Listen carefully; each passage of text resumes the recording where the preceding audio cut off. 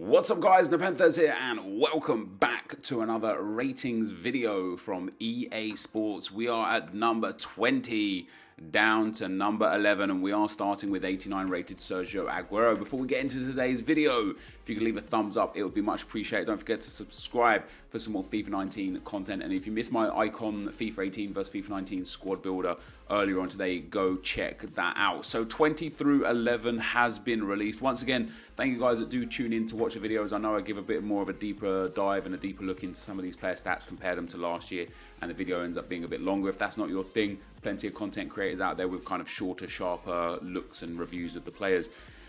But we're going to get into Sergio Agero. So, Agüero has come up big for Manchester City over the years, scoring crucial goals at some of the club's most important moments. But even with the history, his experience, the experienced Argentine striker remains at the top of his game, able to beat nearly any defender with the ball at his feet and finish the most impossible looking chances that come his way.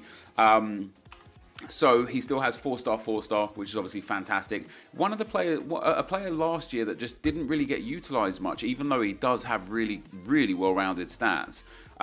You know, even on this card right now, you look at him and you think that's not bad. One of the things that we noticed straight off the bat again, though, is that he has been downgraded in pace again. Fair potentially for Agüero. You know, he spent a season battling injuries. But he's still rapid, isn't he? He's still so fast. But they've downgraded him from 87 pace to 84 pace. I don't know if that's necessarily fair. They have upgraded his shooting by 1, his passing by 1. His dribbling remains the same. His physical has gone up by 1, and his defending has gone up by 5, which is a bit normal for what we've seen here so far. What I'd be interested to see, because we've seen so many players that have high shooting, high pace, high dribbling, you know, like... even in the top 100, forget the icons, we've seen so many. But what really kind of bothers me a little bit is that I've seen, for example, Quincy Promes's cards, you know, it got leaked. And it has something like 90 pace or so, like 83 dribbling and 83 shooting. Like, that's not too dissimilar to this Agüero card, and it's so much lower rated. And so if once again we're going to have a year where there's going to be like 82s, 83s, 84 rateds that are just as good or better than the high rated beasts that should be head and shoulders above the other players, it's going to be a bit dead again. This Agüero, he definitely does look usable. With the right chem style, you can boost that pace and shooting. That dribbling's fantastic. He's got really good agility and balance, really good composure, which is nice. His stamina's not the greatest last year, down at 74. Hopefully we get a small upgrade on that, but it's a nice card. It'd be interesting to see how this one fares playing in FUT. Next up, guys, we have got Giorgio Chiellini. So a lot of people didn't think he was in the top 100 because of that fake leaked screenshot. An old school defender with a modern mindset, Chiellini has been a steadfast presence in Italian football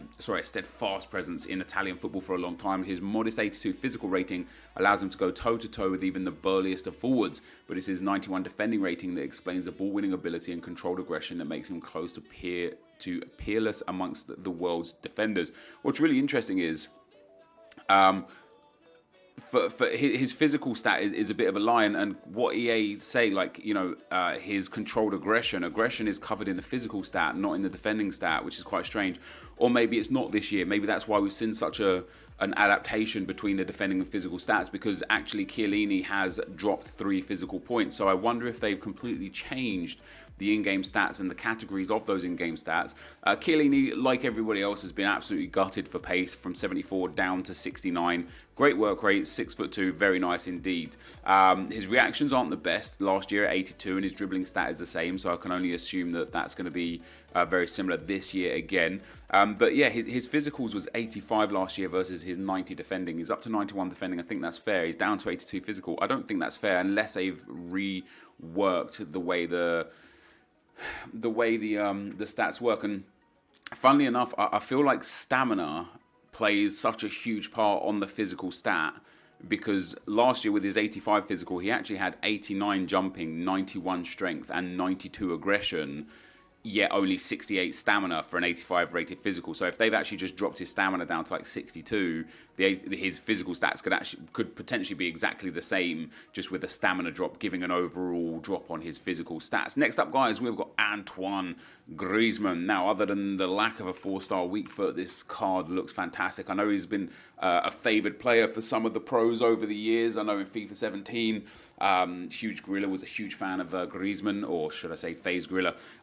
Though he spent much of his career as a winger, the Flying Frenchman reached new heights of respect and stardom after moving to centre forward. Able to lead the line elegantly and effectively, Griezmann uses his 88 dribbling and 86 pace to slip behind the lines and send the defence reeling before unleashing another rocket towards goal, courtesy of his impressive 86 shooting. So obviously, he's got high work rates. Did he have high last year? No, he had high medium, so they've changed his work rates to high, which is probably fair. He does track back a fair bit, even for France he does. 4-star skill moves, fine. 3-star weak foot is fine. His card is just great. You know, he's remained the same for pace, which is interesting. He's gained 1 dribbling, he's gained 1 shooting. He's gained 3 passing and 2 physical, and it is generally a great upgrade. And I think that this might be one of the most overpowered cards in the game early on next year. Or, well, early on in a week or so. And the reason for that is that he's not going to be, like, stupidly priced like icons. He's not going to be, like, really affordable. He's not going to be, like, 30k or 40k. It'll probably be 150, maybe 200k. And I'm just theorising. I don't know how the market's going to trend this time around. We don't know what the rewards are going to do with FUT rivals and how it's going to impact prices. But as a theory, if we look at his card in FIFA 18, he actually started off at, like, 260k. And then by the time the game was a couple of weeks out, he was up at 360k, and then he slowly and steadily just started to decline. But this is a great card. You know, a Hunter Chem style on him, great pace, great shooting, great dribbling, good passing, 4-star skill moves, good physicals. This is a really, really good card, is Antoine Griezmann. Next up, guys, we have got 89 rated Harry Kane. So a nice upgrade for Harry Kane. He's been upgraded so many times over the last few years. Obviously an 86 up to an 88 last year. High work rates. Sadly, only 4-star weak foot. I think that's unfair. I genuinely believe, and I'm an Arsenal fan, I believe he deserves a 5-star weak foot.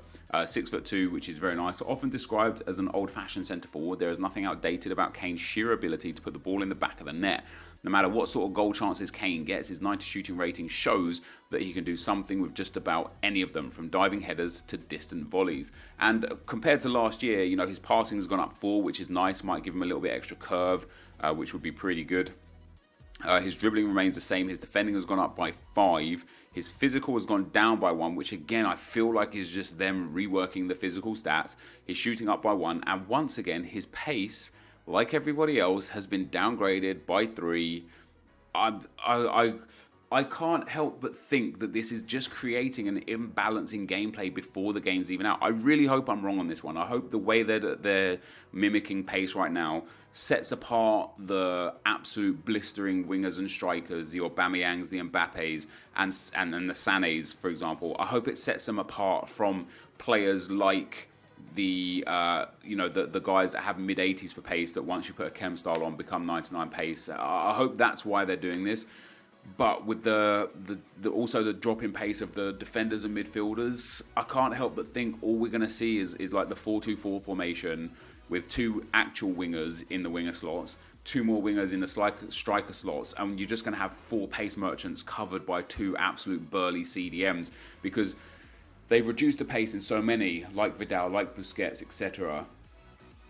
But there are still so many good enough out there that are going to be usable in those CDM roles, specifically icons, of course, but there will also be some good cards out there. So, you know, I can only imagine and see that the 4-2-4 formation is just going to have people with 4 exceptionally fast wingers in a row up front, and back lines and CDMs are just not going to be able to compete with it. I hope I'm wrong. I really hope that they've got the balance pretty good. Next up, we have got N'Golo Kante. Despite his humble exterior, the compact Frenchman is quite essential midfield cog for every team he plays for. Kante is a complete midfielder in every sense, just as proficient in tackling and marking as he is at boosting opponents around and bringing the ball forward to initiate attacks. So he's not a complete midfielder in every sense, is he? Because he can't shoot. But other than that, you know, point taken.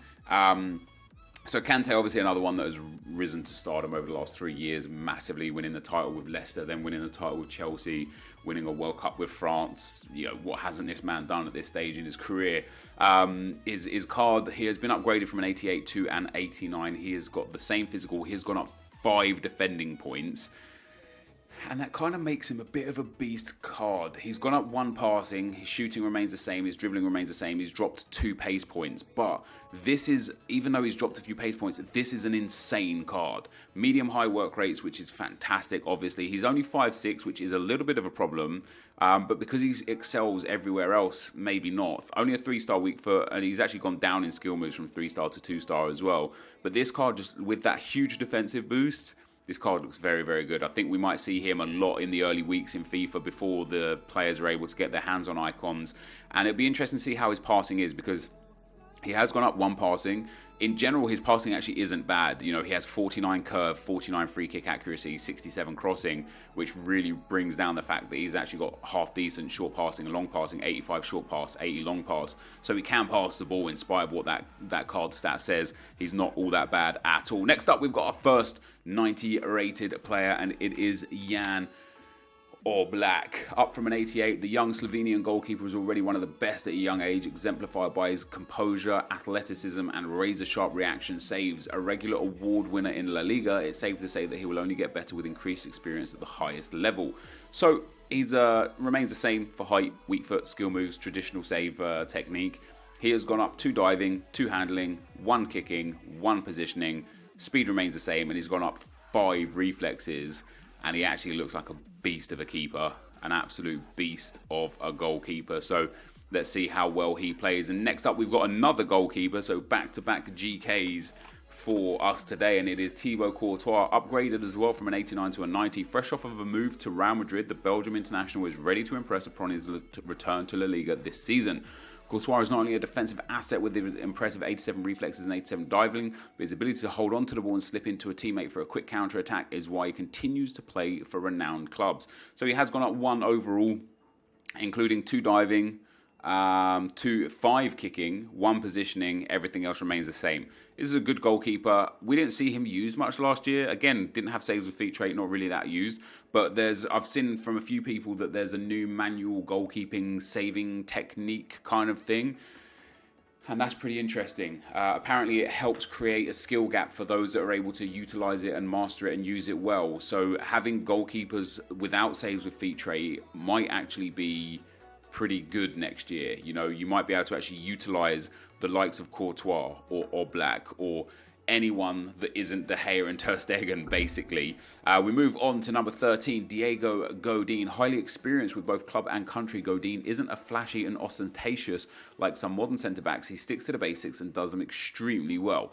Thanks to a respectable 84 physical rating, the Uruguayan deals well with forwards big and small with relative ease. Godin's 89 defending covers the many abilities that he has honed and perfected during his long career, from hard tackling to intelligent, quick evaluation of any game situation. Godin, for me, very unlucky to miss out on Team of the Year a couple of times in his career.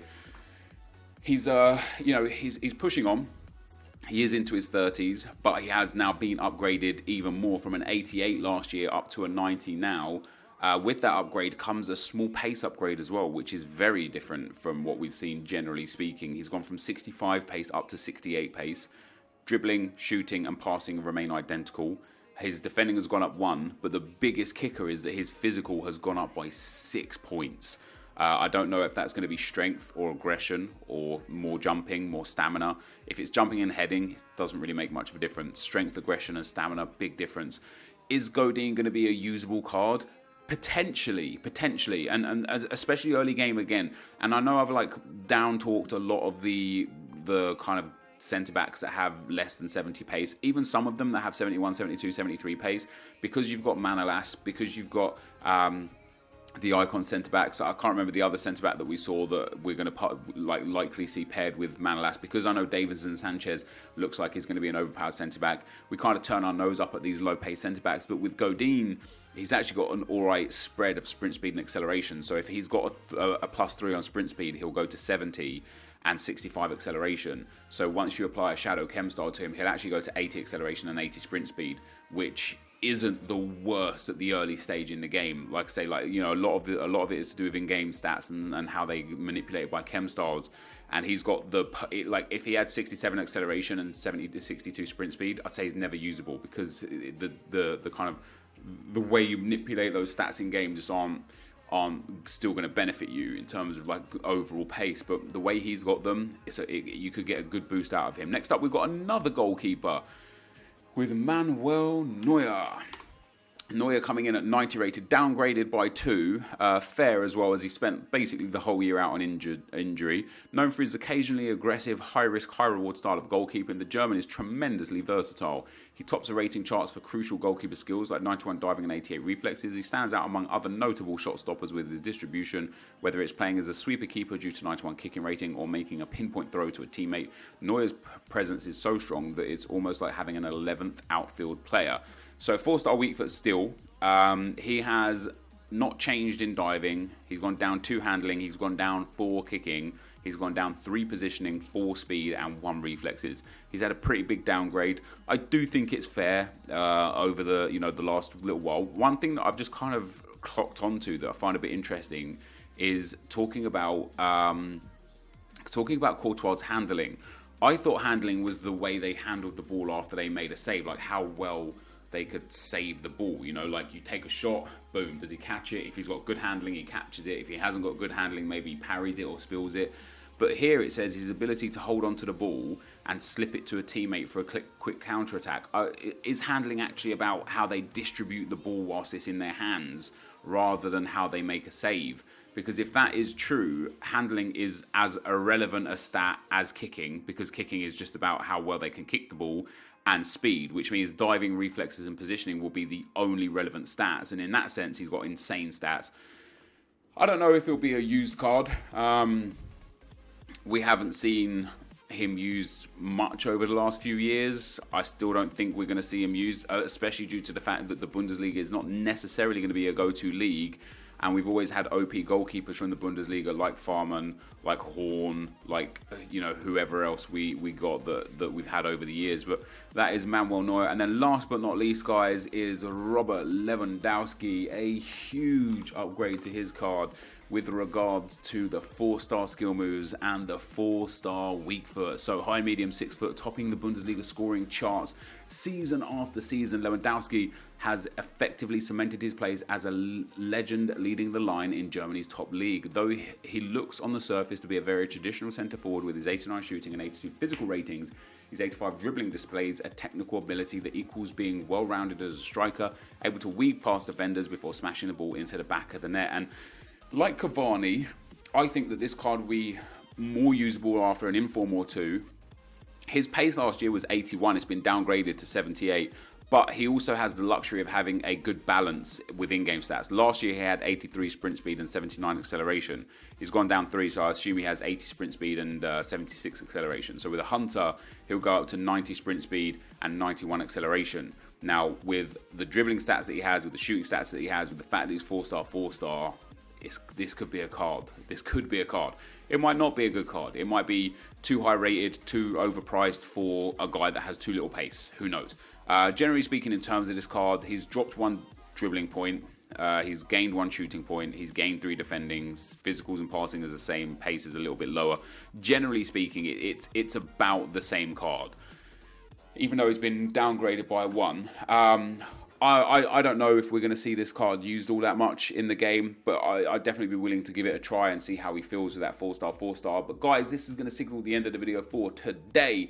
If you did enjoy it, of course, be sure to leave a like, rating, comment, and subscribe to my channel if you haven't already. And don't forget to put in the comment section your favourite 3 players from this batch of 10. But for now, guys, I'll see you next time. I'm out. Peace.